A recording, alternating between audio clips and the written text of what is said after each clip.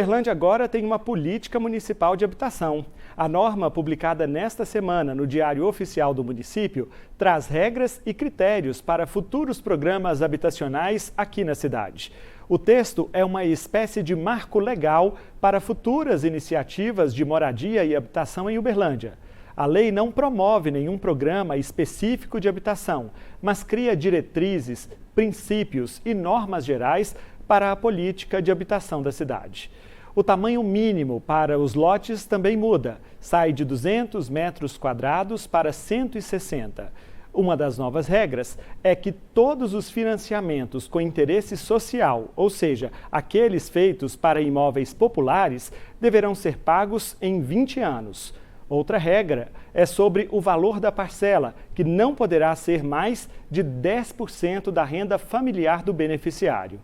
Caso a prestação mensal fique maior que esse percentual, a Prefeitura deverá subsidiar com recursos do Fundo Municipal de Habitação de Interesse Social. O município também poderá oferecer outros incentivos, como isenção de impostos, pagamento de despesas com cartórios e oferta das plantas arquitetônicas. A lei foi proposta pelo Executivo no início do ano e aprovada pela Câmara Municipal no mês passado. E este é um dos assuntos que nós vamos falar agora com o secretário municipal de Habitação de Uberlândia, Luiz Carlos Alves, que é conhecido como Luizão da Caixa. Bom dia para você, secretário. Obrigado pela presença. Bom dia, Danilo. Bom dia a todos os telespectadores que nos assistem. Luizão da Caixa, porque foram muitos anos na Caixa Econômica, Foram né? 35 anos dedicados aí à Caixa Econômica. É, uma vida, né? Uma vida. Secretário, vamos falar então um pouquinho aqui da lei, né? Foi publicada na segunda-feira passada, a Lei da Política Municipal de Habitação. Aqui eu tentei fazer um resumo, mas eu queria ouvir as suas palavras. Essa é uma lei que vai dar um norte geral para a cidade. Olha, próximo programa habitacional que tiver, vamos olhar o que está escrito aqui na lei. É mais ou menos isso? É exatamente isso, Danilo. Na realidade, o município já tinha uma política para os seus programas habitacionais. A lei até então vigente, a 9.571, ela é uma lei de 2007 e a dificuldade que a gente encontrou quando chegou à prefeitura foi perceber que a lei vinha sendo aditivada, né? Ela vinha recebendo ali uma série de complementos de acordo com a necessidade. À medida que surgia alguma dificuldade, algo que não estava previsto na lei, ela recebia uma emenda. Então, ela estava muito emendada. Isso, no dia a dia, nos trazia uma série de dificuldades, porque de uma emenda você acabava sentindo a necessidade de promover outra. Então, o grande objetivo de revisar a lei, trazer para uma legislação nova, atualizada, moderna e, principalmente, de acordo com os princípios que o nosso prefeito Paulo Sérgio vinha colocando nas diretrizes que ele emanava para a área de habitação. O que é que foi previsto no plano de governo, o que se pretendia fazer, o que se pretende fazer nesses próximos 4 anos. E é uma área assim, que tem uma visibilidade total para essa administração, uma vez que o prefeito é oriundo desse meio, né, da construção civil, da área habitacional. Ele é muito sensível a essa questão e isso acabou fazendo com que a gente corresse logo no início do mandato. Na primeira sessão legislativa do ano, o prefeito já foi lá entregar a revisão completa da política habitacional do município. Agora, alguns pontos dessa lei me chamaram a atenção, porque também traz muitos benefícios para a população, né? Esse negócio, por exemplo, de limitar o valor da parcela em 10% do salário da renda familiar. Isso é importante, mas ali falava de um subsídio. Como é que seria esse subsídio? Na realidade, o que a lei trouxe de diferente é o seguinte: ela limitou, ela determinou como limite que a família vai pagar nos programas sociais do município, né, com recursos do município, do Fundo Municipal de Habitação, 10% da renda familiar em no máximo 240 meses.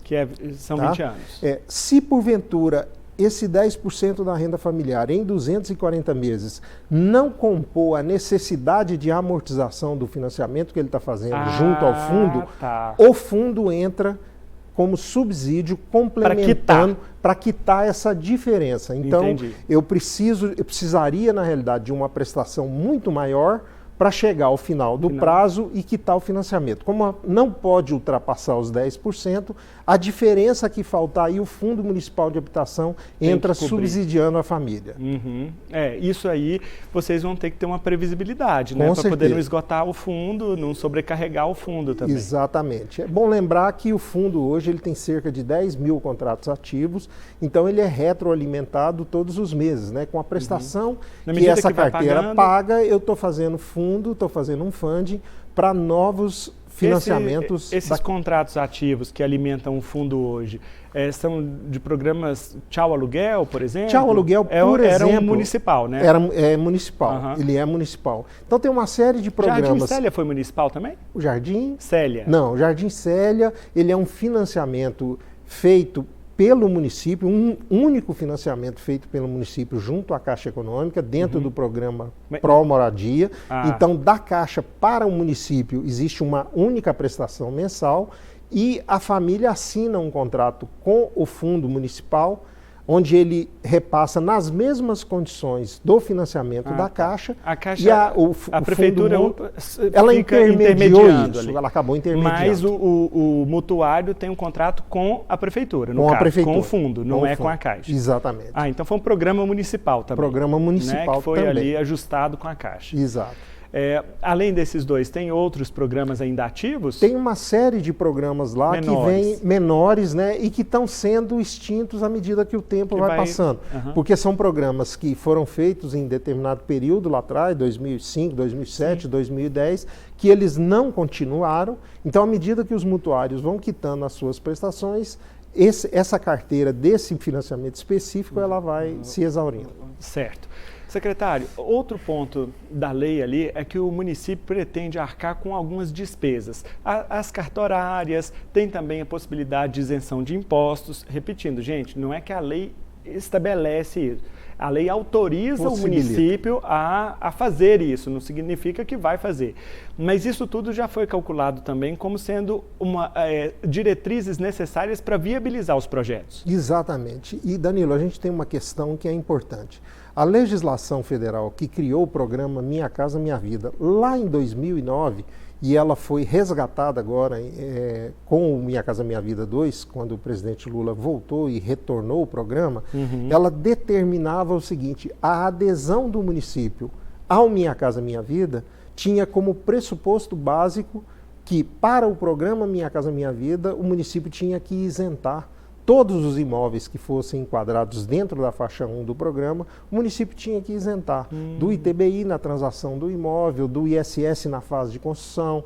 Ele tem a isenção cartorária definida por lei. Isso. Então, para o faixa 1, isso já era presente. O que a gente fez com a política municipal foi estender essa possibilidade para todos os outros programas que, porventura, venham a ser feitos com recursos do Fundo Municipal. Então, para o Minha Casa Minha Vida, isso já é presente, já é força de lei federal, e a gente trouxe isso para a legislação municipal para que, sempre que for possível, dentro dos programas que forem geridos pela Secretaria Municipal de Habitação, dentro do fundo, a gente também estenda esses benefícios fiscais para os mutuários. Secretário, o senhor tem aqui, mesmo que seja por alto, uma estimativa de qual é o tamanho do ativo do fundo hoje? Não, o fundo ele passou por dois momentos aí distintos. O fundo na pandemia, como todos os outros fundos municipais, na pandemia da Covid-19, todos os fundos tiveram os recursos migrados para a saúde. Tá? Então, isso aconteceu, zerou os fundos e o Fundo Municipal de Habitação foi um deles. Fora que ele deixou de receber também, porque teve... E deixou de receber, a gente passou a ter uma inadimplência violentíssima. Né? O ano passado a gente adotou como medida trazer um refim específico para o fundo, segregado do refim da prefeitura. Né? Porque as condições são diferentes. São completamente distintas, completamente diferentes. Até o perfil do devedor, da condição dele de retomar aquele fluxo de pagamento. Então, uma preocupação que a gente teve no refim que a gente fez durante o ano de 2024 foi possibilitar para aquela pessoa, aquele mutuário que tivesse o interesse de colocar a vida em dia, uma isenção total de juros e multas, tá? E a possibilidade dele ter um desconto lá no refim para pagamento à vista de até 50% do valor da dívida. Da dívida. Da dívida. Então, isso acabou representando aí a retomada do fluxo de pagamento para cerca de 1.500 pessoas, das 3.000 que vinham em atraso. Então, a gente conseguiu regularizar cerca de 50% da inadimplência. E a expectativa nossa é que ainda no primeiro semestre de 2025 a gente volte com o Refim. Por questões de imperativo legal, ele encerrou no dia 31 de dezembro de 2024 e a intenção é que nesse primeiro semestre ainda de 2025 a gente abra um novo Refim habitacional para tentar trazer esses mutuários que ainda têm uma situação de irregularidade, ainda correm algum risco em relação à propriedade do seu imóvel, para uma situação de regularidade que eles fiquem tranquilos em relação à sua casa própria. Secretário, outro ponto da lei também, que a lei autorizou o município a conceder descontos para o mutuário que pretende pagar a dívida.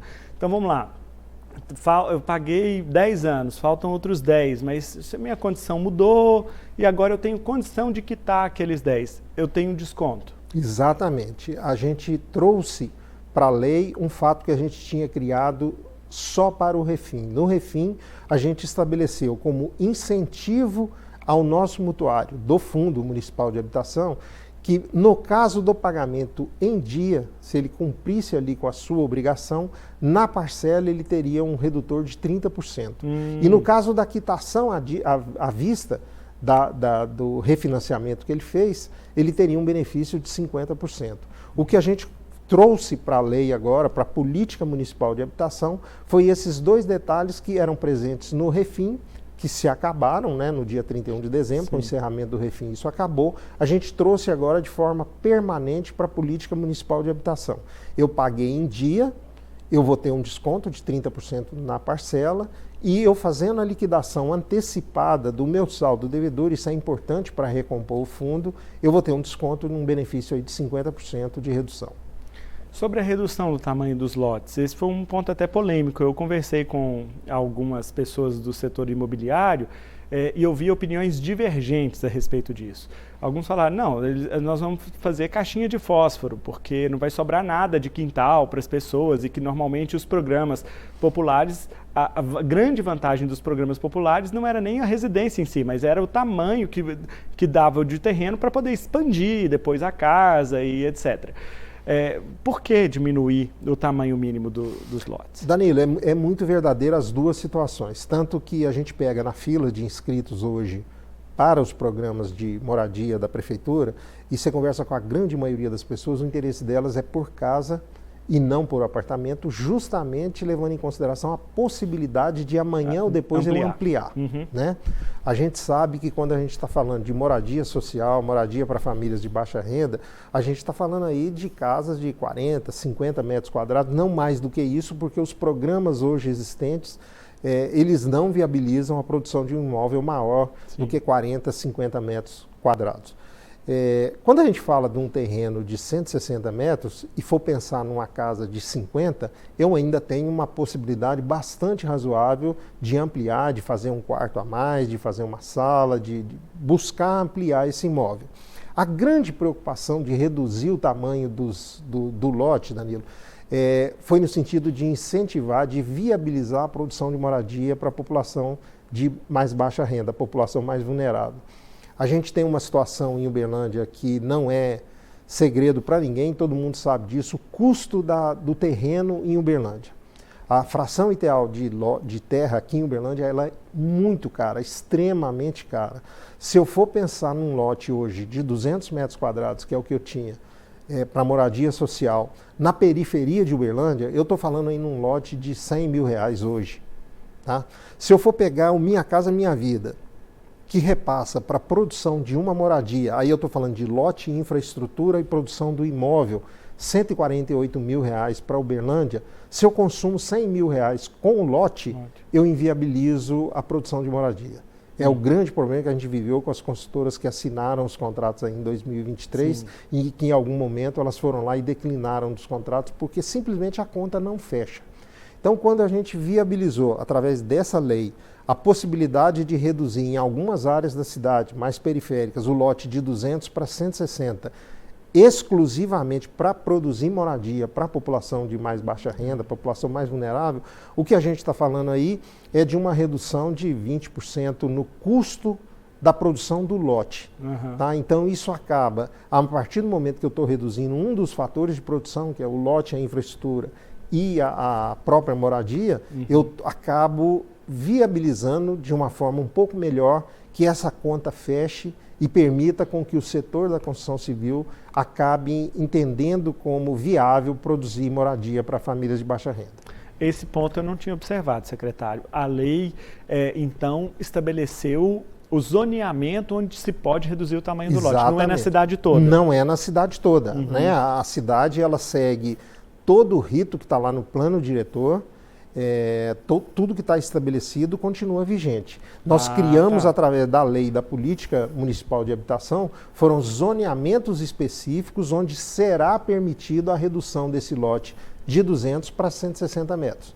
E o único objetivo foi esse, reduzir o custo do lote, para, reduzindo o custo do lote, sobrar um pouco mais para que a incorporadora, a empreiteira, possa ter condição de melhorar a qualidade desse imóvel e tornar ele viável para a produção. Vamos falar desse assunto então, que é exatamente o próximo que eu tinha colocado aqui, que é aqueles projetos habitacionais. Só para a gente resgatar um pouco aqui. O presidente Lula reassume a presidência da República, logo em seguida é anunciado o novo Minha Casa Minha Vida. O Ministério das Cidades abre possibilidade para que as prefeituras, acho que primeiro foi a prefeitura, não foi, secretário? Primeiro foi a prefeitura e depois as construtoras apresentaram. Exato. Isso. Aí a prefeitura, depois as construtoras apresentaram os projetos são analisados, foram aprovados pelo Ministério das Cidades, e aí lá na hora do vamos ver, na hora de assinar o contrato, as construtoras declinaram. O que aconteceu? Nós tivemos dois momentos, né? É importante salientar que tudo que a gente está falando do Minha Casa Minha Vida, nós estamos falando ainda do ano de 2023.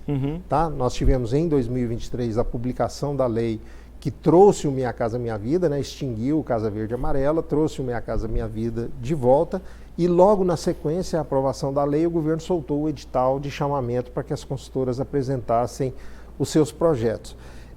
Esses projetos demoraram muito para ser analisados, para se viabilizar o montante de recursos necessário e fazer a seleção. Tá? Então, as consultoras tinham apresentado o projeto em junho de 2023, muito provavelmente orçamentos que tinham sido revisitados ali no mês de maio de 2023, e esses contratos só vieram a ser assinados no primeiro semestre de 2024. Tá? Então, a liberação para que esses contratos... A seleção foi em novembro de 2023, mas efetivamente a possibilidade de contratar, de assinar os contratos, já foi em meados de 2024. Se a gente trouxer para Uberlândia, nós tivemos 1.364 apartamentos selecionados, eram 4 construtoras com 10 projetos. Tá? Perfeito. 2 construtoras chegaram a assinar, formalizar os contratos com a Caixa Econômica Federal, com a anuência e a parceria do município, totalizando aí cerca de 1.100 apartamentos que foram efetivamente contratados. Tá. O restante, 264 apartamentos, eram de 2 construtoras menores, 4 projetos, e essas construtoras já entenderam que não era mais o suficiente que garantisse a viabilidade de produzir o empreendimento, aquele valor que estava proposto no contrato. Então elas declinaram antes de assinar. Então, 264 apartamentos aí, eles nem chegaram a ser assinados. Tá. Desses 1.100 que foram assinados de 2 construtoras, quando nós chegamos em outubro, isso era meados do ano, quando nós chegamos em outubro de 2024, as construtoras começaram a questionar o Ministério das Cidades. Ministério, já decorreu mais de um ano e o contrato que eu tenho assinado, ele prevê que, decorrido um ano, o valor pode ser reajustado. Até porque eu tive um custo aí, a gente sabe que o INCC não é brincadeira, o segmento da construção civil, ele vive em função do INCC e ele sobe de uma maneira bastante razoável. As consultoras procuraram o Ministério e o Ministério, com dificuldades orçamentárias, a gente já não tinha, como não teve o chamamento do Minha Casa Minha Vida de 2024, previsto 130 mil unidades por faixa 1 e ele acabou não saindo por dificuldades orçamentárias, todo mundo sabe o que o país vem passando. E, por outro lado, o Ministério também não autorizou esses reajustes que eram possíveis, né? Eles eram previstos, mas não foram autorizados. No caso de Uberlândia, uma construtora que tinha 4 prédios selecionados, ela chegou em dezembro, ela resolveu declinar, ela protocolou junto à Prefeitura e à Caixa a desistência dela por incapacidade de conseguir entregar a obra, uma obra que ia durar aí mais 2 anos pela frente, sem qualquer reajuste. E quando chegou dia 3 de fevereiro, a outra construtora também protocolou a desistência, tá? Só que quando ela protocolou a desistência em fevereiro, o Ministério já estava sobre o orçamento de 2025 e já vinha discutindo com a Caixa Econômica Federal a possibilidade de atualizar esses valores como era previsto originalmente no contrato, tá? Então a consultora desistiu no dia 3, por volta do dia 10 o Ministério comunicou que ia aceitar o pedido de reajuste dela, que estava lá parado, e fato que efetivamente aconteceu. Saiu a portaria, a Caixa providenciou o aditivo atualizando os valores, né? Aditivo esse que foi assinado pelo prefeito Paulo Sérgio na última sexta-feira, garantindo aí a retomada, né, a recuperação de dois prédios, né, 2 conjuntos de uma mesma construtora, 384 apartamentos, né? Graças a Deus, pelo menos essa parte do Minha Casa Minha Vida de 2023, a gente conseguiu recuperar. Secretário, mas assim, eu fiquei sinceramente com dúvida de quem não olhou, quem errou. Porque as regras são conhecidas, os valores também já eram conhecidos. Sim. A situação do mercado também já é conhecida, principalmente para quem está no ramo imobiliário. As construtoras não viram isso, que o dinheiro não ia dar para fazer o apartamento? Não. Quanto que o governo paga por cada apartamento desse? No caso aqui de Uberlândia, o teto para esses apartamentos é em torno de R$160 mil. Pois é, R$160 mil não dá para fazer o apartamento popular? O que se questionou, e eu entendo o lado das empreiteiras também, Danilo, é o seguinte: assinou-se o contrato com base em um orçamento que as empreiteiras fizeram lá em junho de 2023 e um ano depois, com o reajuste que houve nos custos da construção civil, e a gente acompanha o quanto que subiu mão de obra, próprio material a ser utilizado, as construtoras elas contavam com uma previsão contratual de que esses contratos poderiam ser revistos, tá? Apesar de ter essa previsão contratual, esse fato acabou não acontecendo, né? Elas pediram reajuste, brigaram com o Ministério por causa desse reajuste, e esse reajuste acabou não saindo, por questões óbvias, questões de dificuldade orçamentária mesmo. Não existia recursos suficientes para dar o reajuste para todo mundo. Então, naquele ano de 2024, esses reajustes acabaram não saindo. O que só veio acontecer agora, já na vigência do orçamento do Minha Casa Minha Vida em 2025. E outra coisa, nesses projetos, a Prefeitura não subsidiou nada? Não. Nesses projetos... Nem o terreno? Não tem subsídio, o terreno ele é privado. Nós temos uma grande... Foi importante você tocar nesse ponto, Danilo. Nós temos uma grande dificuldade em Uberlândia. Uberlândia... historicamente, quando eu promovia um loteamento, eu pegava uma gleba de terra de minha propriedade, entrava na prefeitura para fazer um loteamento, eu tinha que destinar 3 áreas para o município, 3 partes do meu loteamento. Uma parte era para a área verde, praças, né, parques, esse tipo de coisa, uma área institucional que a prefeitura utiliza para fazer equipamentos públicos, creche, escola, posto de saúde.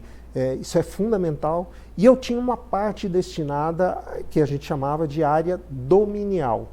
Isso era domínio do município, o município poderia destinar para o que ele quisesse, até para comercializar essa área, se fosse necessário. Doar. Mas a grande maioria dessas áreas, historicamente, foram destinadas para a produção de habitação. Elas eram vertidas para a Secretaria de Habitação, ali desenvolviam projetos e a gente tocava. Essa área dominial ela foi extinta, ela não existe mais. Hoje, os mesmos 17%, que era a soma das 3 áreas, ela é destinada ao município apenas em área verde e em área institucional. Então, eu não tenho mais a área destinada especificamente para produzir. Mas isso é o quê? Lei municipal? Não, isso é um acordo que foi feito, um ataque que foi feito com o Ministério Público, alterando isso, e aí a legislação municipal ela foi ajustada em função dessa decisão, dessa recomendação do Ministério Público. Então hoje a gente não tem. qual que é a possibilidade que eu tenho? É de pegar uma área institucional passada, né, pretérita, provar que aquela área não foi utilizada para equipamento institucional, que ali naquela região, o equipamento institucional, ele já atende a demanda, e aí eu tenho que pedir à Câmara Municipal para fazer uma autorização transformando aquela área, 50% no máximo daquela área, para que eu possa fazer, transformar ela para habitação. Então, esse levantamento está sendo feito, a Secretaria foi recriada 1 ano e meio atrás, nós estamos trabalhando num levantamento gigantesco no município, identificamos essas áreas. Tem essas áreas institucionais. Agora, o que a gente precisa é de fechar com as secretarias envolvidas, de que esses locais já têm a demanda institucional atendida, para que a gente possa providenciar leis e encaminhar projetos de leis para a Câmara Municipal, transformando até 50% de cada uma dessas áreas em áreas possíveis da gente fazer projetos do município na área de habitação. Secretário, sobre o cheque habitação, ele também foi criado nessa política aí? O cheque habitação, assim, o nosso prefeito... prefeito Paulo Sérgio, ele é um entusiasta, ele é enfático. O segmento da construção civil, e o Paulo é um profundo conhecedor disso, ele vive uma dificuldade muito grande hoje. Quando eu saio do Minha Casa Minha Vida faixa 1 e vou para o faixa 2, que é a grande operação, né, que é a operação feita pela Caixa no mercado, financiamento com recursos do FGTS, mas com uma carga de subsídio muito forte do FGTS para o mutuário, chega a ter R$55 mil de subsídio do FGTS num financiamento habitacional para baixa renda. Mas ainda existe uma grande dificuldade no setor da construção civil. A Caixa Econômica ela não financia 100% do valor do imóvel. Então ela financia, a depender da renda, 90%, 80%. Então a pessoa ela dá conta de pagar, ela tem renda, tem a renda da esposa, a renda do marido, às vezes um próprio filho que está lá e pode contribuir na renda. Ele dá conta de pagar a prestação, mas ele não tem a entrada. E aí a gente vem para uma situação que ela é terrível para o mercado, ela é ruim para todo mundo. A construtora acaba financiando que a gente chama de pró-soluto. Problema, a construtora, via de regra, ela vai pegar o capital de giro dela, que ela tem para girar a operação, para pagar salário, para comprar material, e vai fazer um financiamento para essa família sem nenhuma garantia, porque o imóvel ele é garantia da Caixa Econômica Federal na parte financiada pela Caixa. Então, as construtoras hoje elas estão num sufoco danado, porque elas têm uma carteira grande desse financiamento da entrada que elas fizeram, e ou faziam isso ou não iam comercializar, não iam vender, a gente entende o lado, só que não é o papel delas. A consultora não é banco, ela não existe para financiar ninguém, e ela não tem expertise para isso. Ela assume um risco e, via de regra, dá errado, porque as pessoas, a hora que aperta a situação da família, ela tem que tomar uma decisão. Eu pago a Caixa Econômica a minha prestação, que se eu não pagar, na terceira a Caixa vai me tomar, e a gente sabe que mudou, né? Hoje não é mais hipoteca, hoje é alienação, então a Caixa não brinca com isso. Ou eu pago a consultora, então ela decide pagar a Caixa. A consultora, via de regra, administra inadimplências na casa de 70%, 80%, 90% desse valor, que é muito alto, muito alto. Então, se o Paulo... Ele foi muito feliz, ele andou o país aí conhecendo os programas de cheque moradia que existem, né? Governo de São Paulo, governo de Goiás, Paraná. Nós temos experiências extremamente positivas na questão do cheque moradia, e o objetivo do cheque moradia é único e exclusivamente ajudar nessa lacuna, na entrada. O mutuário ele dá conta de pagar a prestação, não dá conta de pagar a entrada. Nós vamos ajudar, o Fundo Municipal de Habitação vai ajudar ele pagando parte dessa entrada. Tá? Então, na lei municipal, tem um artigo lá que fala que, por decreto, o executivo está autorizado a criar um programa de benefícios, né, definir valores por faixa de renda. É nessa linha da lei que está previsto a possibilidade de criação do cheque moradia. O prefeito tem nos cobrado isso diariamente. Ele tem que ser regulamentado. Isso vai ser regulamentado. Nesse momento nós estamos trabalhando... porque ele não depende de nenhum programa, né, habitacional. Vocês podem fazer isso agora, se quiserem. Ou se você me perguntar, cadê o cheque moradia? Hoje a gente está na fase de criação desse decreto e, por outro lado, aí tem a dificuldade, né? Sempre tem uma dificuldade. Quando criou a lei orçamentária do município de 2025, que foi lá atrás, em 2024, não tinha o assunto cheque moradia. Então, quando a lei, o projeto de lei de orçamento virou o orçamento do município, ele não está previsto na secretaria, como não está previsto na finança, não está previsto em local nenhum uma fonte de recurso para bancar o cheque moradia. E o fundo?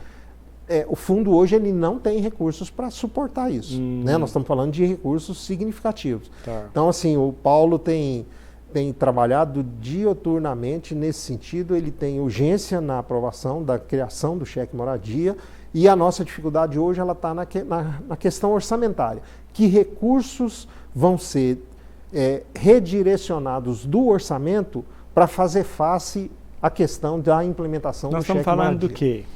10 milhões ano? O nosso prefeito ele é muito enfático quando ele fala da questão de 10 mil moradias nesse mandato.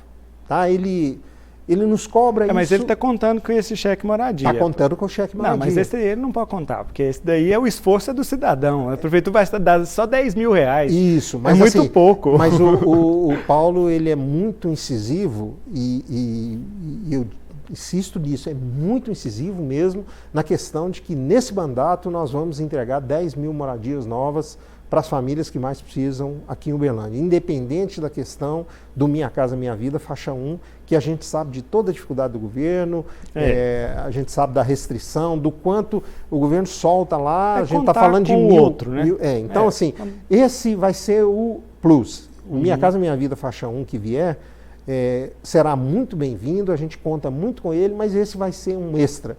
O que o Paulo determinou e a gente está trabalhando 24 horas por dia, 7 dias por semana, é na criação do Programa Municipal de Moradia, com recursos financiados pela Caixa Econômica Federal dentro do faixa 2 do Minha Casa Minha Vida, e para garantir que as famílias que estão lá no nosso cadastro possam acessar esses recursos, aí o cheque moradia vai ser fundamental para ajudar na entrada. Ainda, só para terminar a questão do cheque moradia, não tem um levantamento, pela base da prefeitura, do cadastro, não tem um levantamento de quantos cadastrados se adequariam a esse não, porque vocês só cadastram faixa 1, né? Não. Nós ainda não temos. A gente cadastra, isso é outra questão importante. A política municipal de habitação, ela fala que pode participar dos programas do município famílias com renda de 0 a 6 salários mínimos. 6. Tá. Então, quando eu estou falando de faixa 1, eu estou falando de 0 a 2. E quando eu estou falando do programa municipal dentro do faixa 2, eu estou falando de 2 salários para cima. Então, eu estou falando ali de 2 até 4 salários, que é onde vai encaixar aí as famílias do faixa 2. Tá. É um espectro bastante importante dentro do nosso cadastro, tá? Mas a gente não tem ainda esse número exato, a gente ainda não parou para filtrar e ver quantas famílias que vão enquadrar para o faixa 1 e quantas famílias que a gente vai conseguir migrar para o faixa 2. Sobre algum programa habitacional para o faixa 1 do município, tem alguma coisa prevista para 2025? Não tem, porque aí a gente carece de recursos orçamentários. Exatamente. O pressuposto para ter qualquer programa municipal é a existência do orçamento lá no fundo, que hoje a gente não tem. E aí vocês primeiro vão privilegiar, nesse primeiro momento, o cheque. O faixa 2. O cheque moradia, viabilizando a entrada daquelas famílias que podem participar do faixa 2. Secretário, 30 segundinhos, porque o meu tempo já estourou, mas eu preciso te perguntar sobre a regularização fundiária, principalmente aqui dos lotes do bairro Integração, né? Rede Integração lá, como é que chama? Joana Dark, Dom Almir também. Dom Almir, isso. Como é que ficou isso? Resolveu? Nós tivemos a aprovação, junto com a Política Municipal de Habitação, nós mandamos outros 2 projetos de lei que era um pedido do prefeito Paulo Sérgio, que era alterando a legislação que a gente tinha aprovado, tanto para o Integração quanto para o Minas Brasil. Tá? A regularização desses 2 loteamentos, Integração e o Minas, ela data lá de 2012. Só que, à época, quando fizeram a lei, não se previram uma série de possibilidades que vieram a surgir apenas com o tempo. Tá? Então, vou te dar um exemplo clássico. Tá. A legislação municipal, a política municipal de habitação, ela fala o seguinte: cada família só pode acessar um lote ou moradia através do Fundo Municipal de Habitação. E a política de regularização é através do fundo. Então eu pego, no caso do integração, que é uma ocupação irregular de uma área, a prefeitura desapropriou aquela área, trouxe para ela e agora nós estamos fazendo contratos com as famílias para que elas possam, dentro dos 10% da renda, efetuar o pagamento. Problema, nunca se previu lotes comerciais. Então muitas pessoas lá fizeram um supermercado, fizeram uma farmácia, a legislação municipal não permite. Porque a área comercial é diferente de residencial. A política municipal é de habitação, é moradia. Então, as leis existentes até então, elas só tratavam da residência. Então, o que nós fizemos agora? Nós fizemos uma lei específica para uma integração, permitindo a regularização das áreas comerciais. Já mandou para a Câmara? Já mandou, já foi aprovada junto com a política municipal. Já foi aprovada. Outra preocupação, você pega o caso do Minas. O Minas, ele não é uma invasão, ele não é uma ocupação irregular. Compradores de boa fé compraram um loteamento que foi oferecido no mercado. Sim. E a loteadora da época não tomou as providências de regularização junto à prefeitura. Então as pessoas tinham um contrato com a loteadora, pagaram, têm o recibo e simplesmente a loteadora sumiu e deixou todo mundo na mão. Brincadeira. A prefeitura desapropriou essa área, trouxe ela para o poder do município. E agora nós estamos devolvendo as escrituras para as pessoas que provam que elas compraram e pagaram. Problema.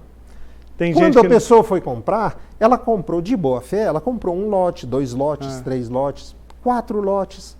A lei municipal, ela só fala que só pode 1 lote por família. Como é que eu devolvo os lotes da pessoa?